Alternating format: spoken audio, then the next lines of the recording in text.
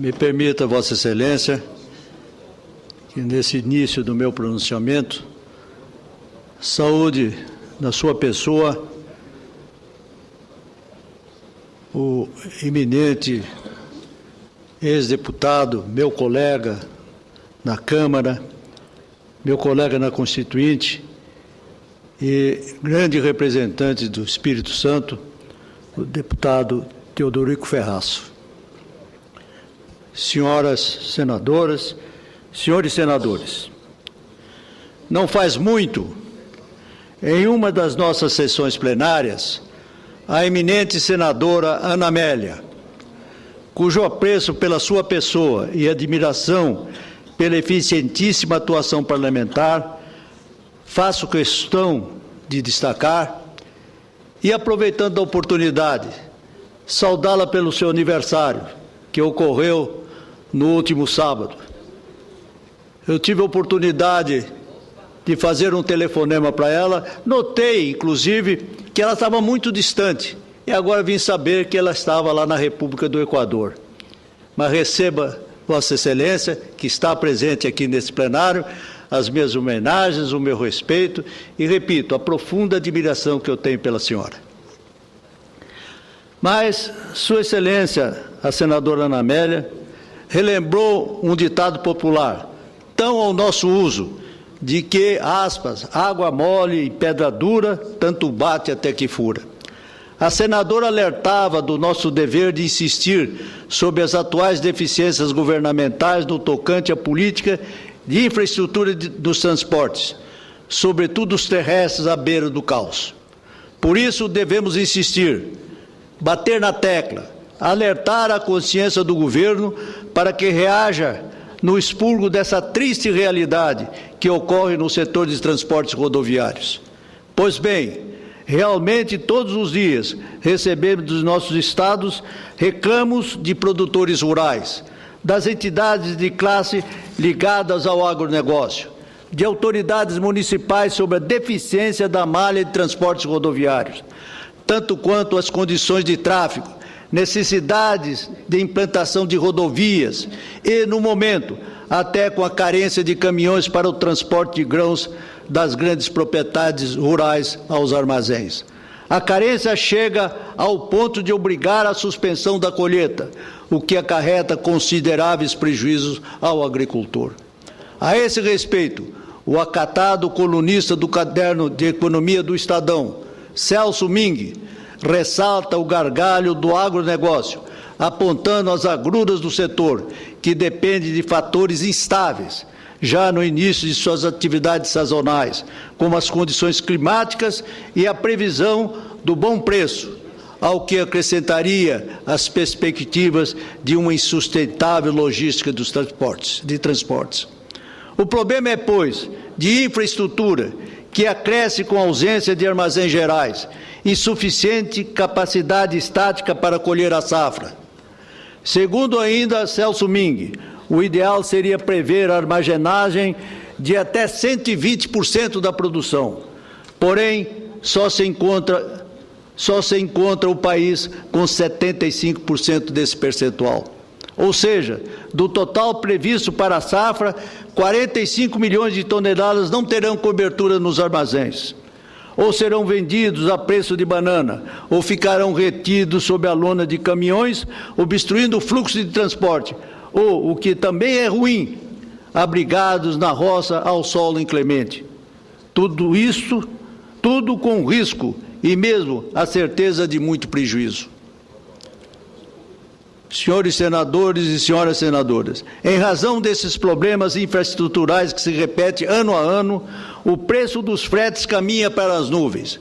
Em Mato Grosso do Sul, que sofre menos na questão do que Mato Grosso, em função da distância dos portos marítimos e dos centros de processamento industrial, o custo com o frete compromete de forma sensível o bolso e, consequentemente, o lucro razoável para o agricultor. Recentemente, o preço pago pelo transporte da tonelada de soja de meu estado subiu mais de 60% por causa da espera nas filas dos portos de Santos, em São Paulo, e de Paranaguá, no Paraná. Os dados são da Federação da Agricultura e Pecuária de Mato Grosso do Sul, FAMASUL, que alerta para o fato de as dificuldades logísticas acarretarem em queda de preços e, finalmente, em dificuldade de armazenamento. Assim, alertou, no dia de ontem, o Correio do Estado, importante órgão do nosso Estado. A CONAB, Companhia Brasileira de Abastecimento, tem estimado a presente safra de cereais e oleaginosas em 185 milhões de toneladas, 11,3% maior do que anterior, tal o expressivo aumento da produtividade por hectare plantado. A imprensa nacional tem acompanhado e se solidarizado à apreensão dos homens do campo. Tal é a ansiedade e insistência com que chama a atenção do governo federal, que um conceituado jornalista de meu estado já denominou tal insistência sobre o mesmo assunto de monotematismo midiático. Para mim, senhoras e senhores senadores, deve continuar a sê-lo, face à sua importância para a economia nacional, que hoje deve a ela a salvação de sua lavoura. Eis que o agronegócio tem marca significativa na composição do PIB, até para salvá-lo de um fatídico percentual negativo. De nada adianta sermos grandes produtores de commodities, se a logística de transporte é totalmente falha. Ficamos à mercê de uma infraestrutura acabunhada, que além de aumentar o custo da produção, dificulta nossa inserção no mercado mundial. Temos tudo para transformar o Brasil num dos países mais importantes do mundo, mas a burocracia, a legislação tributária, as dificuldades operacionais do setor portuário, a precariedade das estradas, tudo isso somado nos mantém sob o manto do atraso e da pobreza. Senhoras e senhores senadores, recentemente, da audiência no Senado do diretor do Departamento Nacional de Infraestrutura e Transporte, o DENIT, ficou patente que esse órgão, ao se preocupar com a, entre aspas, higienização de seus quadros diretivos, controle de despesas administrativas, inclusive com a conservação das vias rodoviárias existentes, praticamente relegou o capítulo dos investimentos, propiciando o caos que aí está da malha rodoviária nacional, sobretudo naquelas vitais para o escoamento da extraordinária produção de grãos do Centro-Oeste. Repito, o DENIT deixou à margem a logística de transporte nos estados do Centro-Oeste, sobretudo em meu Mato Grosso do Sul.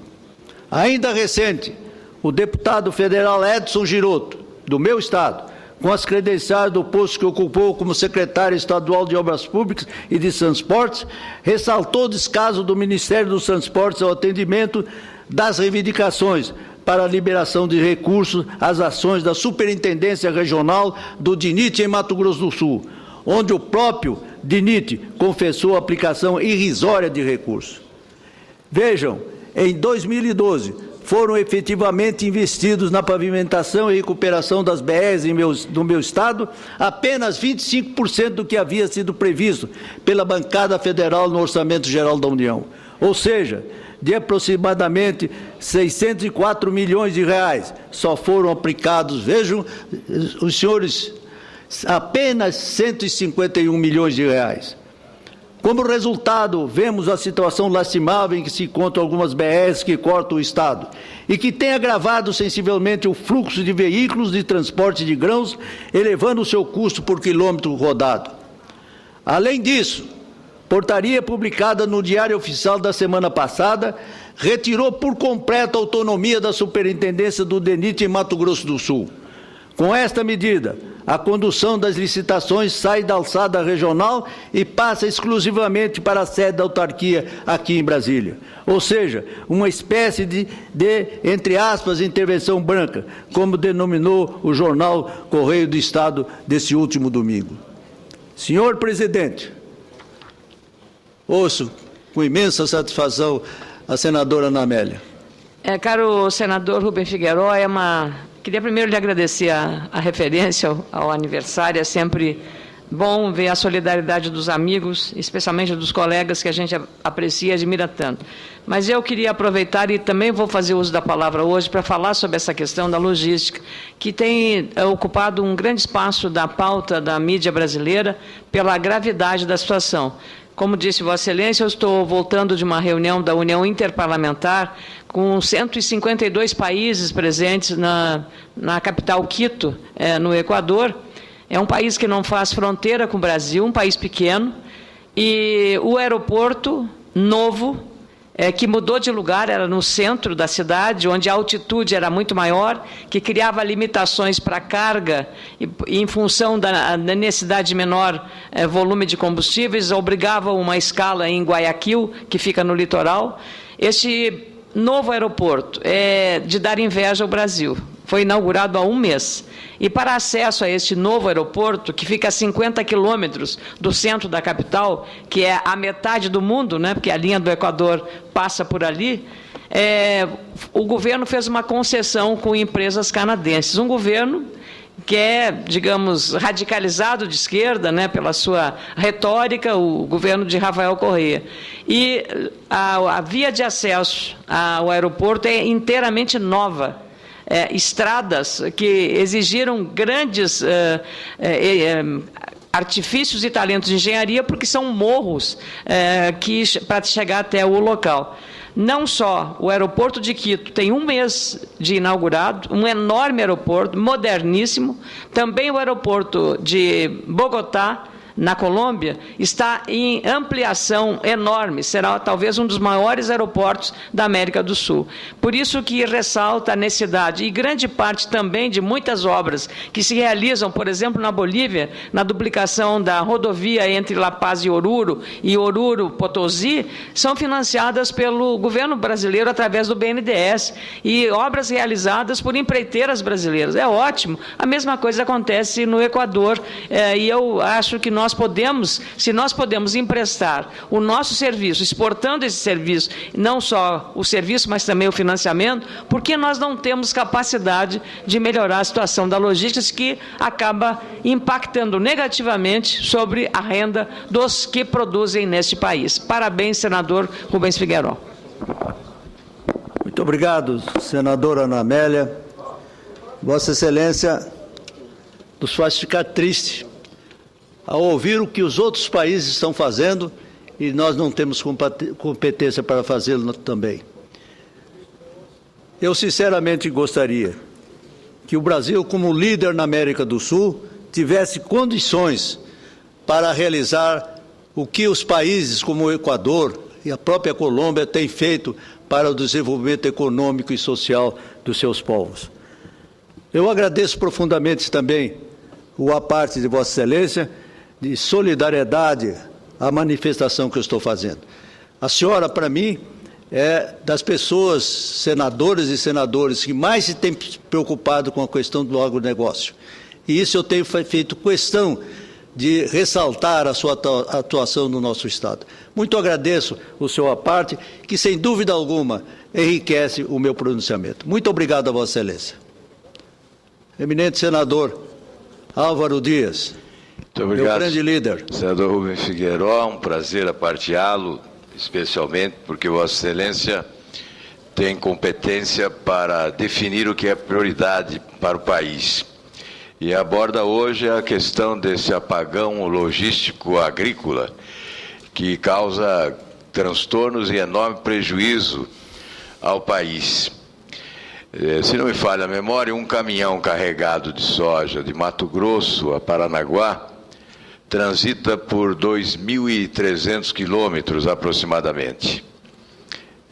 Chegando em Paranaguá, as filas enormes, navios aguardando, filas quilométricas, o caminhoneiro resolve buscar outra praça e vai mais 1.100 quilômetros até um porto no Rio Grande do Sul para ter uma redução de espera. Lá, pelo menos, ele imagina ter que ficar cerca de 10 dias na estrada, esperando sua vez. Em Paranaguá, a fila é maior, terá que ficar mais tempo. Portanto, este é o cenário que nós estamos assistindo no Brasil. Isto é consequência da incompetência de quem governa, do descaso, da incapacidade para estabelecer prioridades. Afinal, isso não é prioridade? Não fosse a agricultura, esse PIB ridículo de 0,87% seria ainda inferior, o PIB seria negativo, não fosse essa enorme produção agrícola de 180 milhões de toneladas. Então, há ausência de governo. Governo bom para anunciar, programas espetaculosos e péssimo para executar. Está aí uma infraestrutura caótica, gargalos insuperáveis nos nossos portos, causando prejuízos enormes ao país. Teríamos uma agricultura mais rica, mais poderosa, um país mais próspero, se tivéssemos governos mais competentes, que tivessem a competência de eleger prioridades e não gastar demasiadamente em ações secundárias, com o supérfluo, como, por exemplo, essa viagem turística oficial realizada até Roma. Esse é um pequeno exemplo.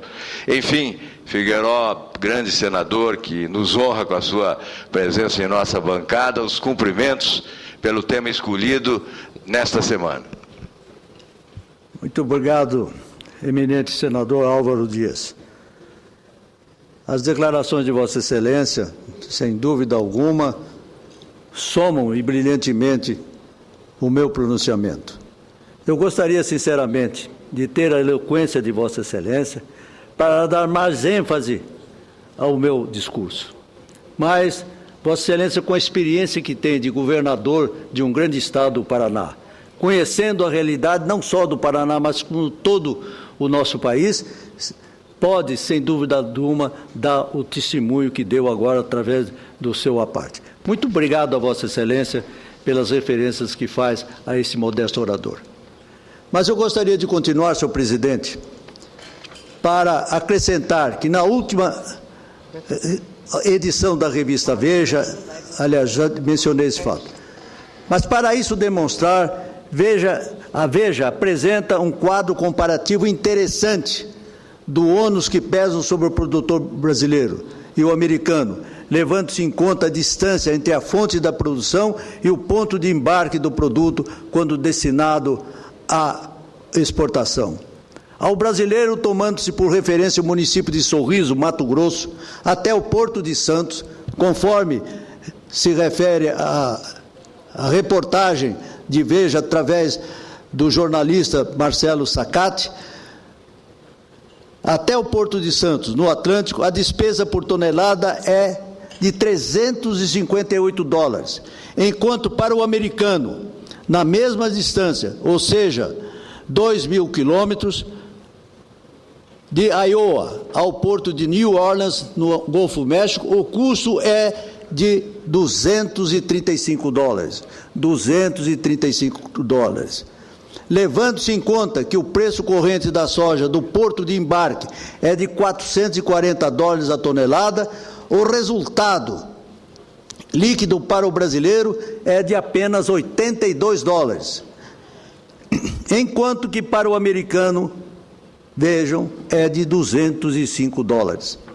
Isso sem levar em conta as despesas tributárias aos brasileiros, enquanto o sortudo americano goza de benefícios fiscais generosos.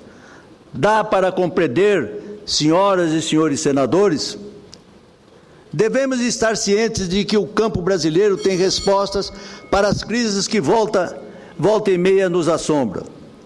Os números da nossa produção agropecuária são respeitáveis, mas precisamos de atenção do governo.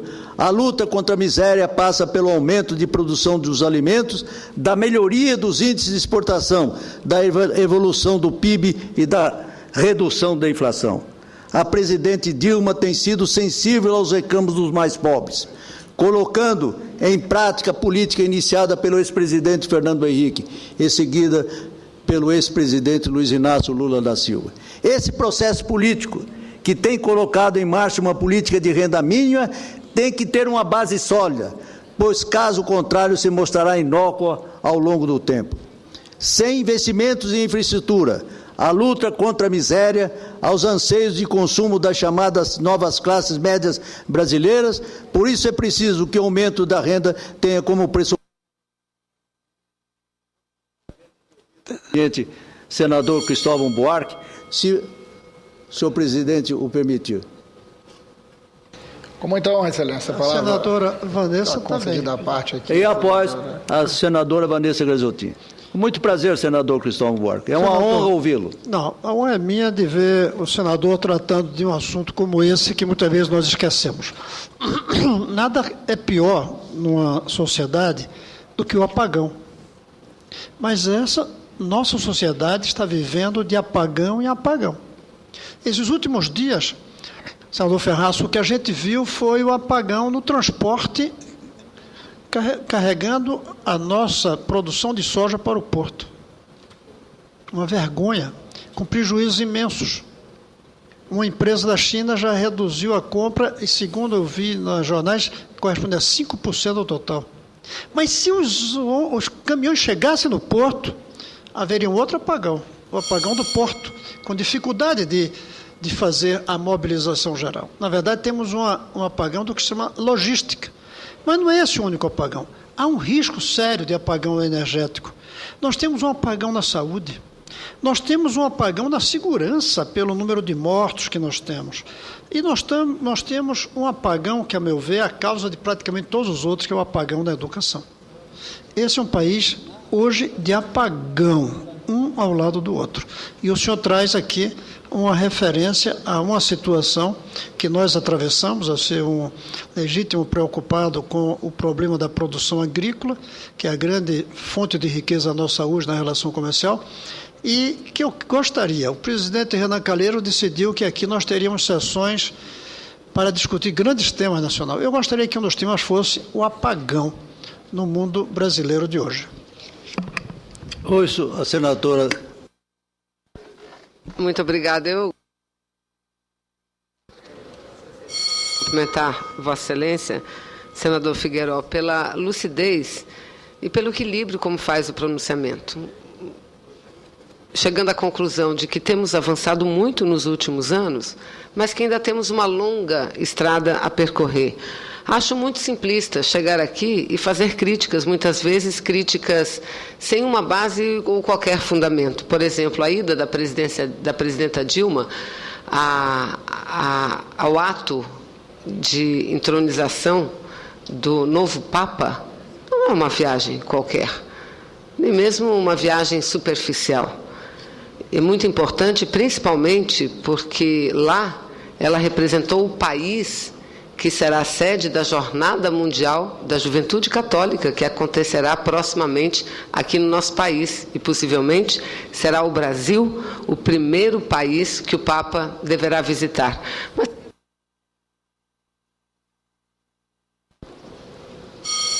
quero dizer que comungo com as opiniões de Vossa Excelência, senador, assim como senadora Ana Amélia. O Brasil vem avançando muito, mas é preciso que nos dediquemos, que o Brasil se dedique, o governo brasileiro se dedique a investir ainda mais em infraestrutura. O nosso partido, por exemplo, faz parte do governo, não é um partido que simplesmente apoia o governo da presidenta Dilma, nós somos parte desse governo. Emprestamos líderes nossos para compor o ministério da presidenta Dilma. Entretanto, sempre dissemos a ela, é preciso, primeiro, baixar as taxas de juros, que corajosamente a presidenta vai fazendo. Segundo lugar, investir na infraestrutura. Enquanto nós não alcançarmos um patamar mínimo de 25% do PIB no investimento em infraestrutura, nós não vamos conseguir o desenvolvimento sustentável do Brasil. E agora vamos nos questionar por que o povo brasileiro apoia tanto e cada vez mais a presidenta Dilma? Porque, apesar da economia não andar nos passos que nós gostaríamos, não crescer aos níveis que nós gostaríamos, e isso não acontece também e principalmente pela crise internacional vivida pelo capitalismo, por outro lado, as notícias que nós recebemos é de que cada vez mais a renda da família brasileira cresce. cresce. Nunca o trabalhador teve um percentual de reajuste, um ganho real no seu salário tão grande e tão elevado como vem tendo agora. Depois de 1995, o ano passado foi o ano de maior ganho dos trabalhadores brasileiros. Então, quero dizer que nós também, nós que apoiamos esse governo, sabemos que precisamos estar ao lado dele, mas sempre defendendo a tese de que é preciso mais investimentos em infraestrutura para que possamos desenvolver e melhorar ainda mais a vida do nosso povo e da nossa gente. Parabéns pelo vosso pronunciamento e pela forma lúcida como Vossa Excelência faz, apontando o que está de errado e o que precisa ser feito para corrigir. Parabéns, senador. Senhor presidente, eu sou imensamente grato às palavras do senador Cristóvão Duarte e da senadora Vanessa Graziotin. E o meu pronunciamento, que seria apenas de defesa de um reclamo extremamente justo da classe rural, se somou a outros assuntos muito importantes, como Vossa Excelência falou sobre o apagão e muitas das deficiências que estão existindo nesse país. Sou grato também à senadora Graziotin, que faz uma defesa lúcida do governo Dilma, levando em consideração que o nosso ponto de vista não é nos manifestar contra o governo, mas é somar ao governo para que ele resolva os problemas prementes, sobretudo aqueles que dizem respeito ao meio rural do nosso país. Concluo, senhor presidente. Sem isso, esgotaremos nossa chance histórica de mudar o perfil socioeconômico do Brasil, colocando no lugar a chamada inflação de demanda, no qual nos obrigará a importar alimentos que poderíamos estar produzindo em larga escala dentro do país. Faço um apelo à sociedade brasileira para que olhemos para os aspectos globais de nossa economia. Não podemos ser simplistas ao ponto de achar que medidas pontuais possam restabelecer a ordem das coisas, criando expectativas positivas para o nosso processo de desenvolvimento sustentável. Precisamos investir mais e improvisar menos. Caso contrário, não conseguiremos avançar de acordo com os sonhos que acalentam todos os brasileiros. É o que tinha a dizer o senhor presidente, agradecendo também aos ilustres apartiantes ao meu pronunciamento.